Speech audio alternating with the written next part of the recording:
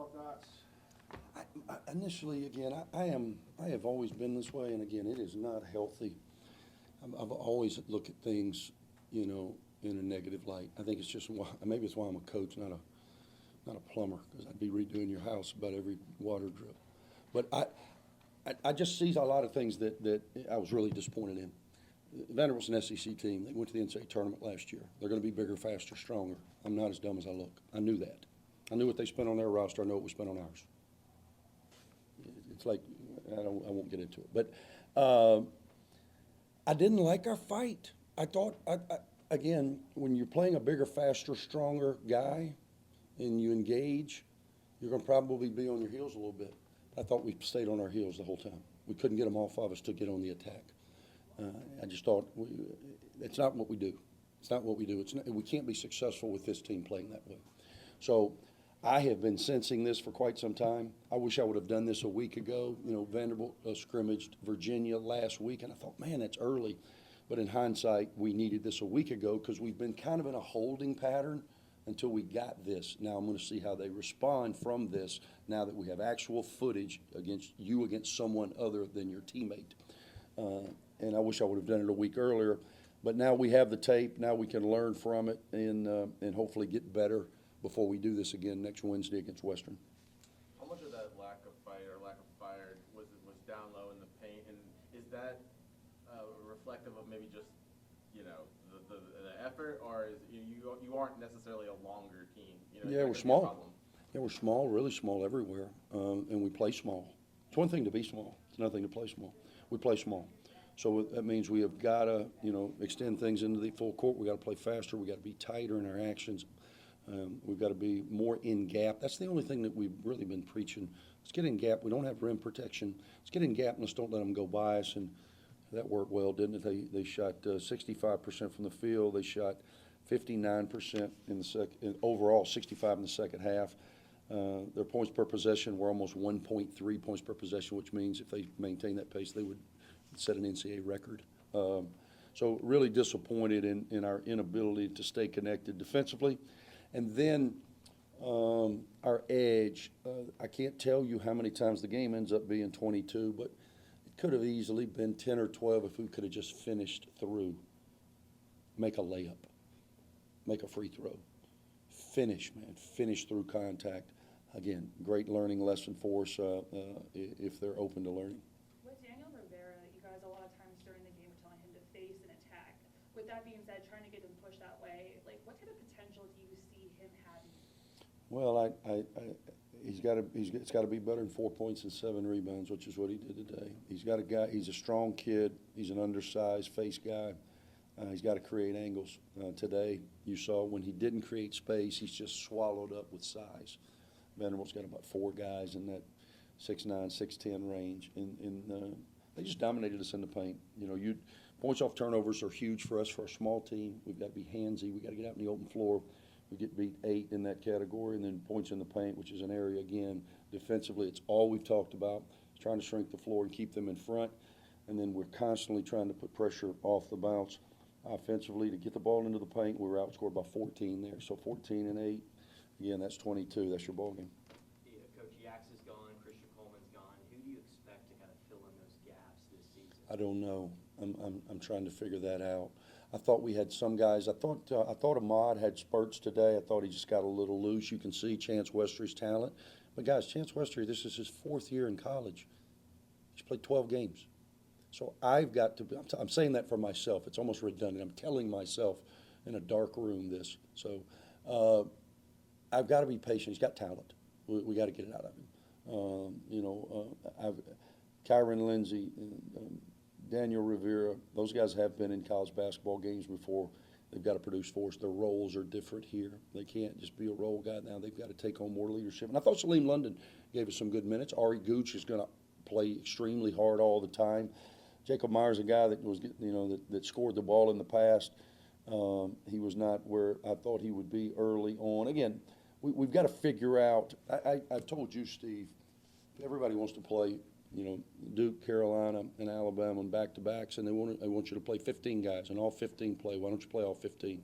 But the reality is You can typically play 3 bigs, maybe 4. We'll play 4 all year, just based on who we are. But it's hard to get past that 5th or 6th guard if you want to, if you want guys to catch rhythms. So we've got to get a little separation in our backcourt so we know who's going to be in those first rotations.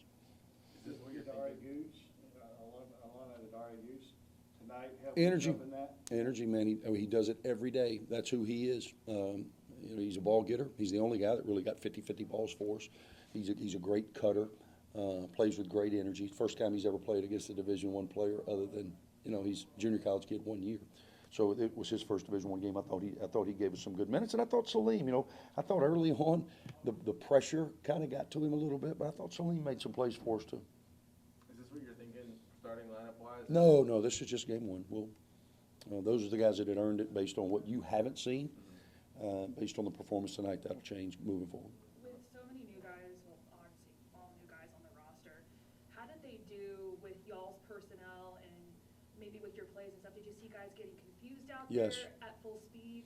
Yes, I didn't like it at all. I thought we messed up. You guys don't know when we mess up because all our plays look messed up, but I bet we didn't execute 50% of them. It's unacceptable. It's unacceptable. And when we got in the game, it was a 6-point game at the half. We scored the first basket, so it's 4 points. And it's right there. We have a couple of turnovers that led to runouts. And next thing you know, it's 12. Then we hang our head a little bit. Vandy keeps coming. You make a mistake on a ball screen coverage. They hit threes. They got a number of guys that can shoot the ball. They made 11 threes tonight versus our 6. And again, we go 17 for 26 from the free throw line, leaving points on the board, playing through contact, things that we can improve on. That's the good thing. We're not going to, automatically get bigger, faster, stronger, but we've got to maximize who we are. Do you spend with the players a little more time on this film than maybe a typical game? Oh, yeah, 'cause you got as far time. as teaching? Because you have time. We don't play again for 6 days, so yeah, we will spend an inordinate amount of time just learning and hopefully, adjusting. It'll also allow me to adjust my job is to see what our guys can do and then try to help them, put them in those positions where they can be successful. So this game is good for me as well. I went into it with a really open mind. Obviously, I get pissed off when we don't do what we practice, but I go into it with a really open mind and just trying to see, okay, who can do what and how can I help them moving forward, and that's what I'll do. What is the focus? I mean, with these 2 preseason games, what's the focus going into the Western Kentucky? Well, improvement. Hopefully physically we're not outmanned, to the level that we were tonight. I want us to improve on the things that we saw. I want us to play with more of an edge, play with more force. We've got a saying this year, it's on my wristband. Number one, I want to do everything. I want us to play with force. Well, I thought Vandy played with more force than us. Everybody could see that. I want us to do everything with authority, and I didn't think we did that, to your point, in not understanding our roles, missing assignments, missing plays, being a step short, being very, very hesitant. And then ultimately I want us to respond to the circumstances, positive or negative, and I didn't think our response was great. And so force, authority, response, if you can do those 3s, again, not to be corny, but we'll go far, F-A-R. So I didn't think we were to what we've been preaching. Can we get there? I certainly hope so. Fitness-wise, where do you think the group is right now? I think we're fine. We've had a little bumps and bruises, We've had a bunch of guys. I think 5 guys out there are coming off surgeries in this offseason. So I've been cognizant of that a little as well. And so we were a little banged and bruised. We didn't know if Big Joe was going to play. He's had some knee issues. He was fortunate that he at least got 7 minutes in the game. He didn't do a whole lot. He was minus 11 in those 7 minutes, but at least he got some experience. Looked like London kind of struggled at first and then found his footing. What do you see from him as a freshman, and what are you expecting from him? I think he's one of our most stable guys. He has a trust. He's built a trust. He every single day, man, he's trying to get better. He's going to work. He's going to try to get better. He'll probably grow as much from this game as anybody on our team because now he has an understanding of what it's like to play against high major players, and I have no doubt that Salim will respond. With scheduling an SEC team and having them come to you, and then also when you're looking at the other non-con games and the other exhibition games, what does that say about the opportunity this program has and what you guys were able to do in the past in order to be able to have these scrimmages? Yeah, we had Mark Byington and our friends, logistically, I've been trying forever to get them, we have played them in homes way back when, and we had an opportunity that just we couldn't make work. He was open to it, we just couldn't make it work. From a date that we couldn't move and they couldn't move, it was a neutral site thing. Well, we went last year and played them, so he's just returning the game, and then we did the same for Western.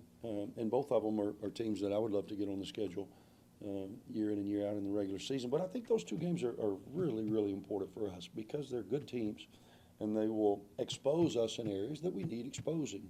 So then we can study it, work on it, and try to be better when it really starts counting on November 3rd, first against Mississippi Valley. And then you go on the road. So now you play NC State on the road. Now, obviously, on the road in Raleigh against NC State, Will Wade will have a really good team, obviously, really talented team. But games like tonight and then Wednesday night hopefully will prepare us not to be overwhelmed in that moment. Thanks.